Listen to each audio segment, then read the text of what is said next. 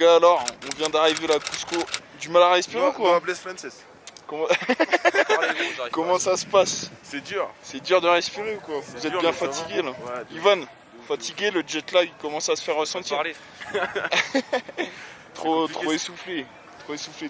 compliqué, mais pas déçu du début en tout cas. On passe une 15 ou pas? En tout cas, on vient d'arriver, du coup là, Cusco, on est à 3400 mètres d'altitude et c'est pour ça qu'effectivement, c'est un peu compliqué de respirer et tout.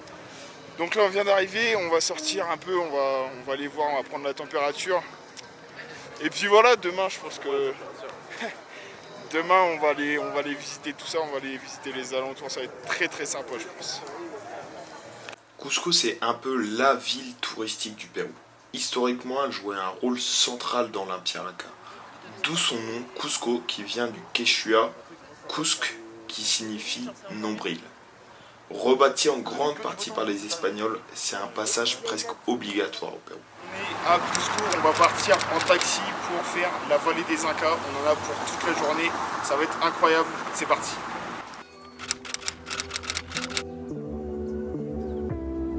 La vallée sacrée des Incas est historiquement une zone agricole où les Incas cultivaient notamment du maïs ou des pommes de terre.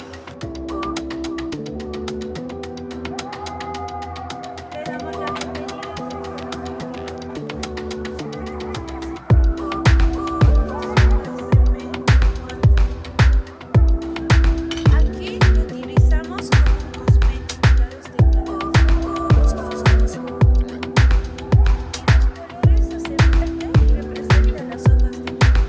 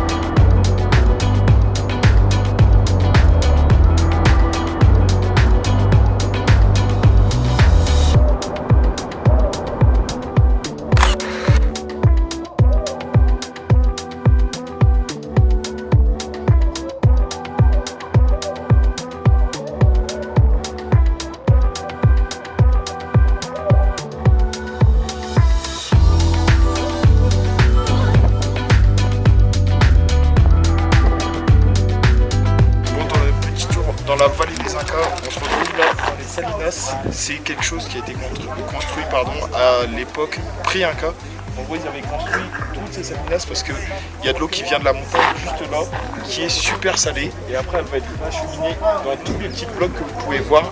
Et à partir de là, une fois que ça va être évaporé, ils vont pouvoir récupérer tous les gros blocs de sel et à partir de là, les revendre. Et apparemment, ici, ça se revend très cher parce que c'est du naturel.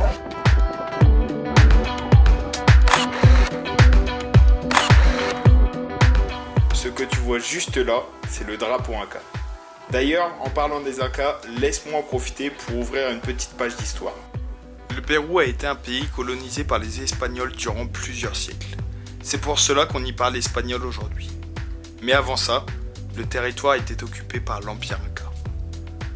Les Incas, eux aussi, ont été présents plusieurs siècles, avec notamment une période de prospérité entre 1438 et 1532. Leur langue était le quechua. Voilà pourquoi aujourd'hui, dans les coins les plus reculés, la population parle encore ce dialecte. Les Espagnols sous le commandement de Francisco Pizarro sont venus au début du XVIe siècle pour coloniser le Pérou. Puis ils ont définitivement mis fin à l'Empire Inca en 1572. Durant plusieurs siècles, les Espagnols ont dominé au Pérou. Mais au début du XIXe siècle, une rébellion dirigée par le général Saint-Martin et Simón Bolívar a permis l'indépendance du Pérou le 28 juillet 1821.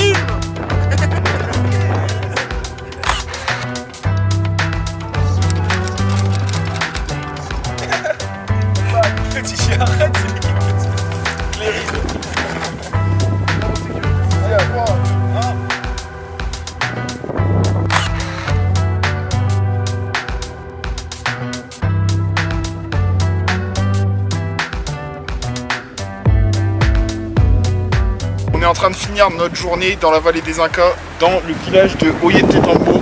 Donc là, on était en train de monter pour aller voir un peu le site archéologique. On est en train de regarder derrière avec le canyon.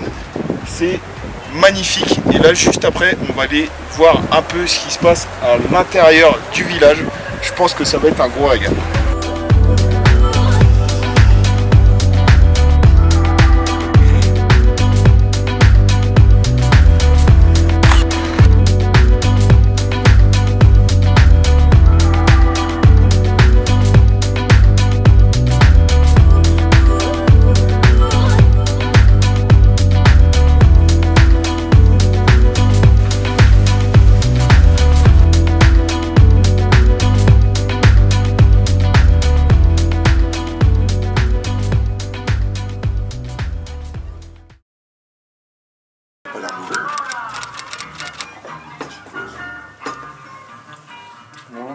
Comida, ¿no?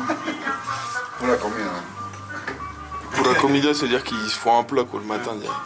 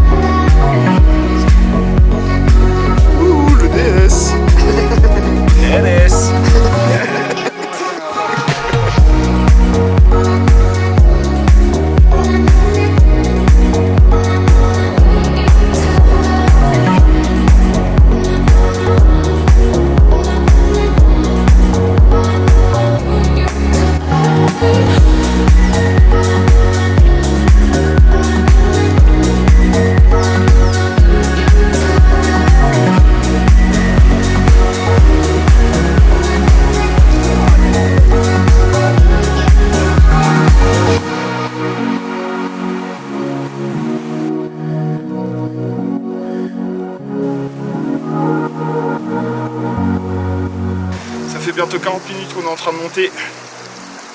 On a plus de la moitié du chemin pour aller voir la Laguna Humantay. Regardez tout ce qu'on a monté déjà. La vallée est gigantesque. Mais là on va bientôt arriver. Je pense que ça va valoir le coup. Allez, c'est parti.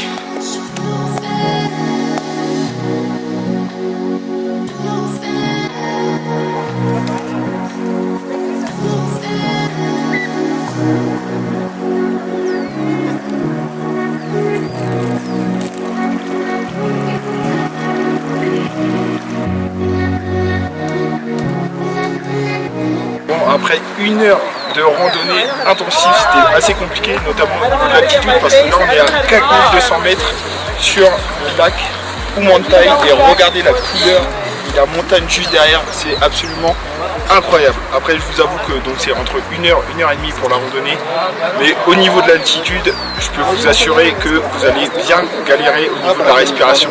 Mais regardez le résultat.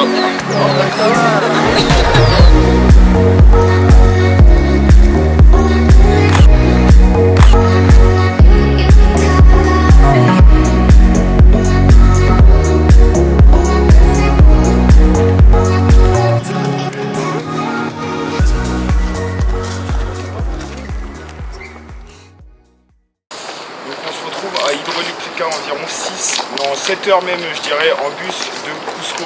Et en fait, là, on va se faire une petite marche, une rando d'environ 2h30, 3h pour aller jusqu'à Aguascalientes. Aguascalientes, c'est le village juste en bas du Machu Picchu.